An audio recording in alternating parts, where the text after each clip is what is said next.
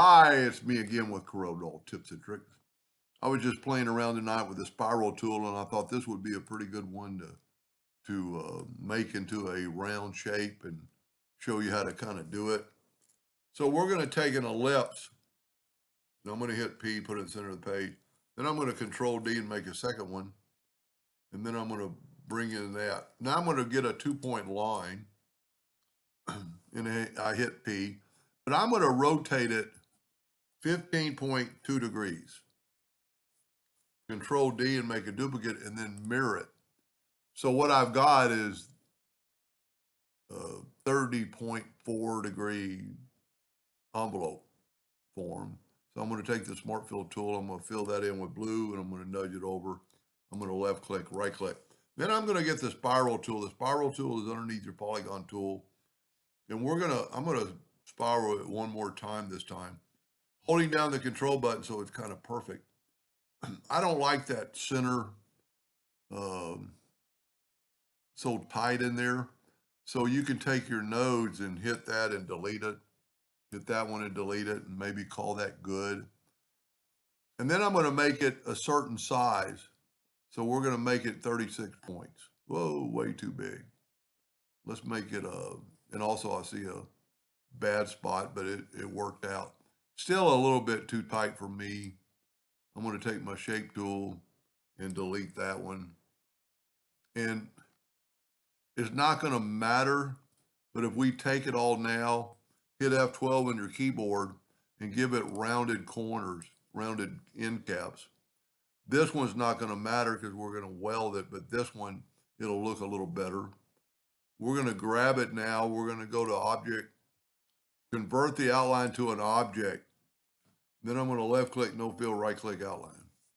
I'm going to Control D. While getting the 2-point arrow, I'm going to go like that. And that would be cool enough, but let's mirror it the other way.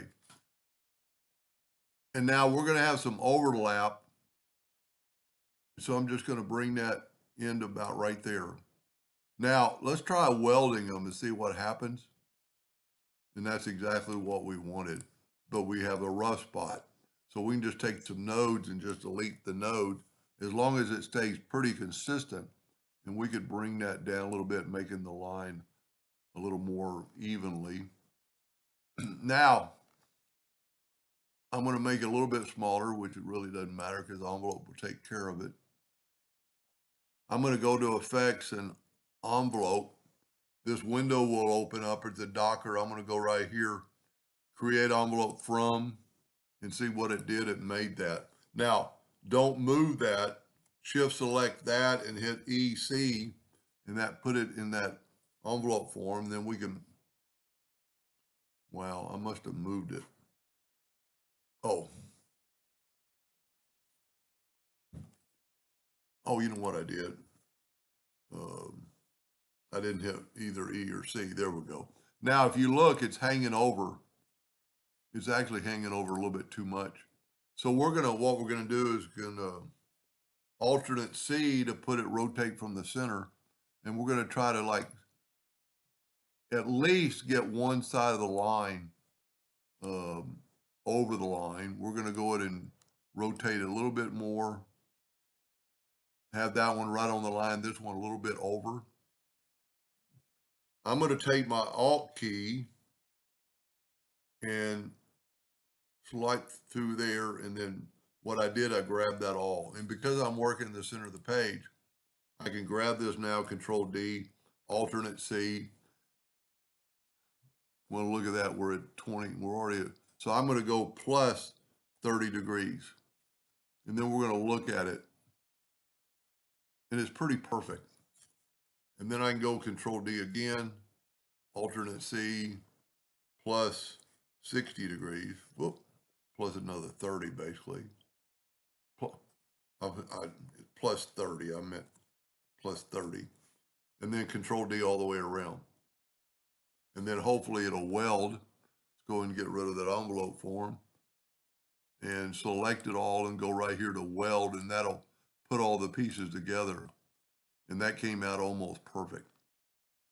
So what we can do is take it now and let's turn it blue and take away the outline. I like showing it off on the black and white. It really makes a difference. I mean, the blue looks, you know what? So here it would be white. I mean, that's outstanding. But let's do this. While it's blue, just play with it. Let's get the interactive fill tool. And let's put yellow on one side and red on the other. And you get that right there. I like the white also, but that looks like it was really complicated to draw, but it was rather really easy. And you could still go more with the interactive fill tool.